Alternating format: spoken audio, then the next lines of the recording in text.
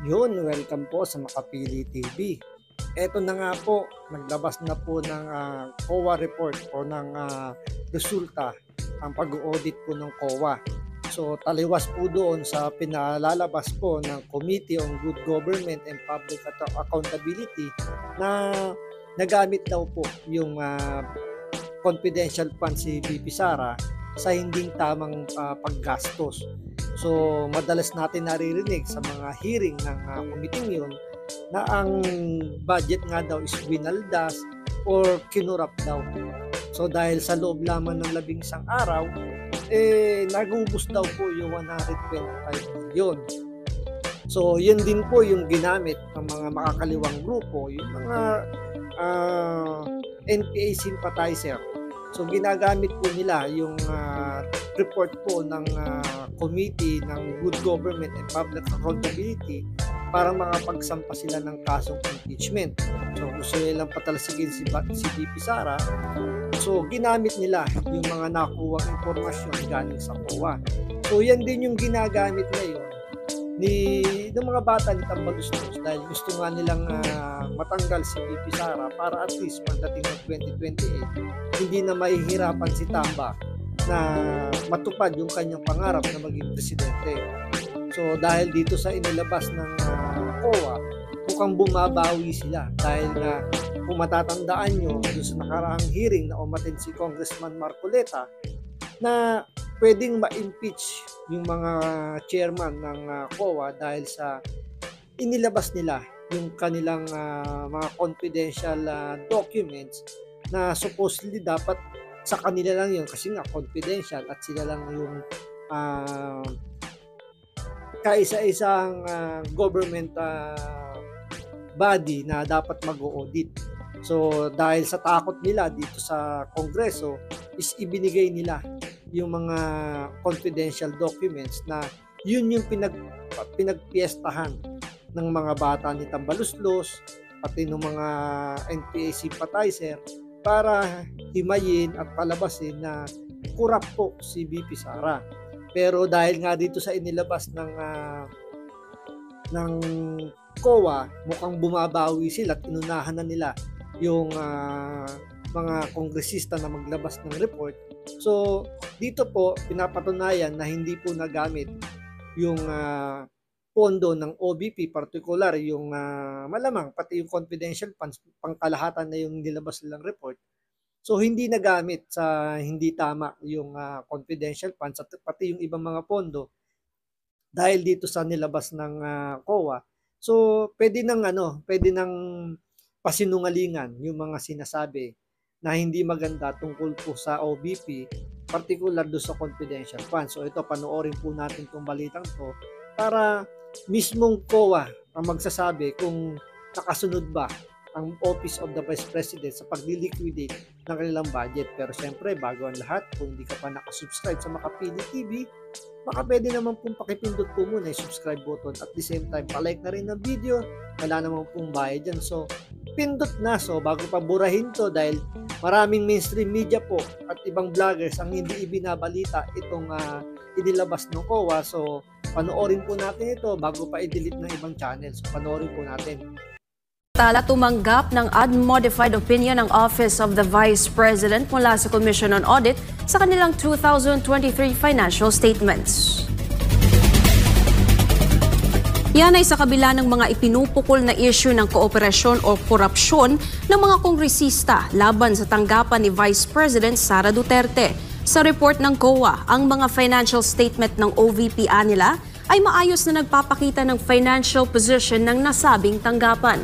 Kabilang na rin dito ay ang financial performance ng OVP, Statement of Cash Flows, Statement of Changes in Net Assets or Equity, Statement of Comparison ng Budget at aktwal na mga halaga para sa taong nagtapos at kabilang ang buod na mahalagang accounting policies alinsunod sa International Public Sector Accounting Standards.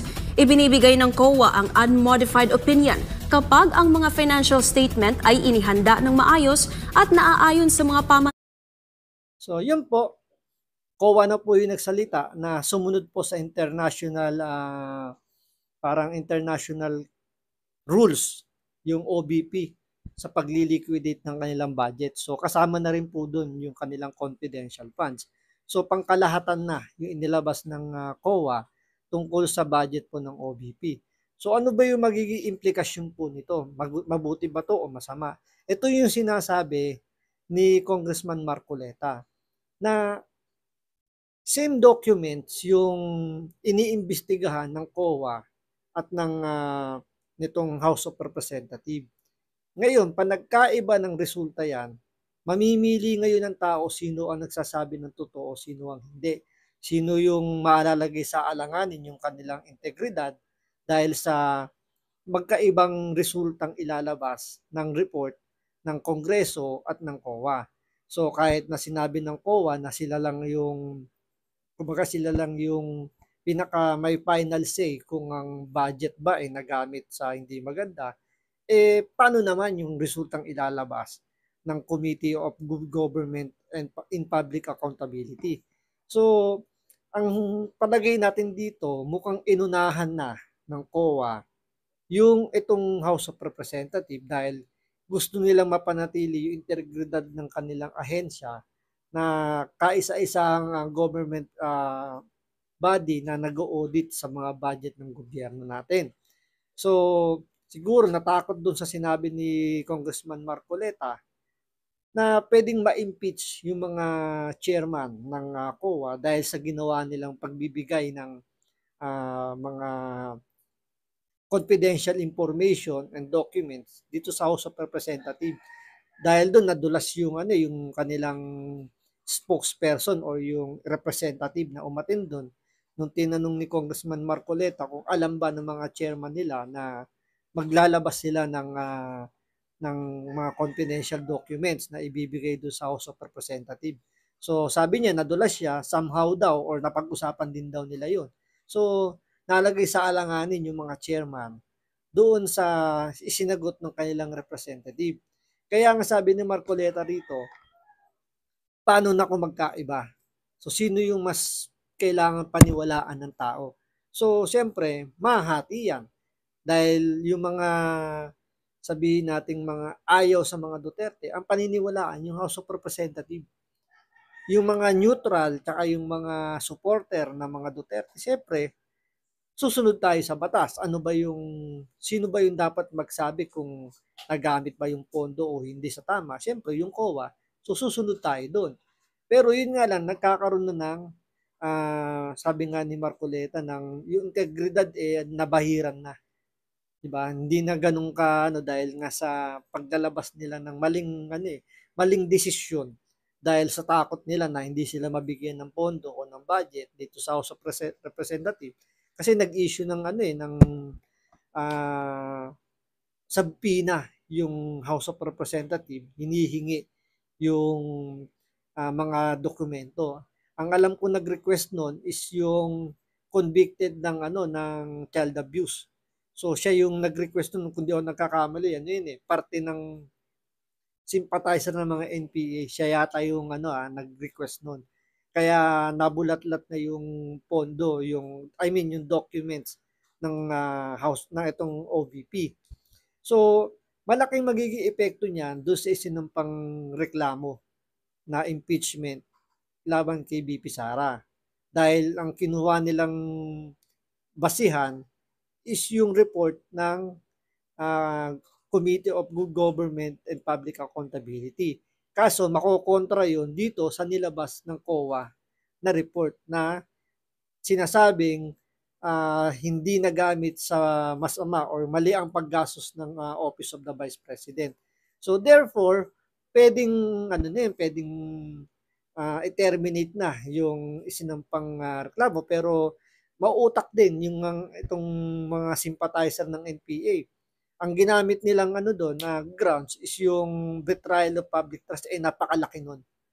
Pero sabi ng ibang mga eksperto, hindi rin gumamit ng utak yung mga sympathizer na yun kasi nga hindi nila tinitinan din yung calendar ng House of Representatives dahil nga may requirements yun na kailangan at least 10 days yung 10 session days yung magiging takbo para maipasa yon sa House Speaker. Pero sabi naman ng iba, kung gusto may paraan, pag ayaw may dahilan. So pag ginusto ni Martin Romualdez na iakyat yung impeachment ni Sara Duterte, pwede.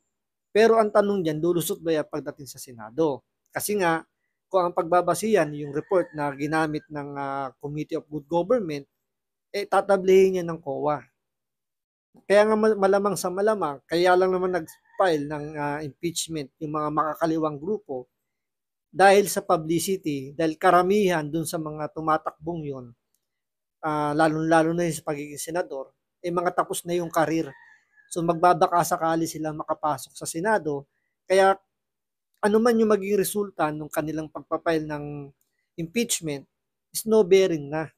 At the same time, yung mga ibang papalit naman sa mga pwestong iiwanan ng mga aakyat sa Senado, sila naman yung makikinabang ngayon or susubok na baka sakali nga naman makalason pa sila, makaupo sila sa pwesto at makakuha ng pwesto ng pagiging representative sa Kongreso.